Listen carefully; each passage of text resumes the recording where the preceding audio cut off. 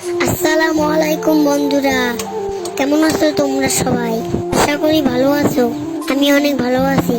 তো দেখো, আজকে আমি রান্না করব সেমাই। তো প্রথমে 1 মগ গরুর দুধ দিয়ে দিলাম, তারপরে একটু জাল করে নিলাম,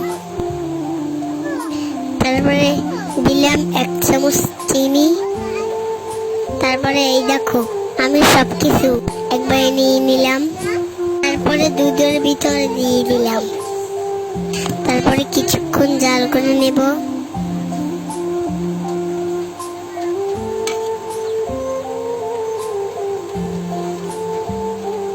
এই দেখো, দুধ ফুটতেছে আমাদের সেমাইয়ের জন্য।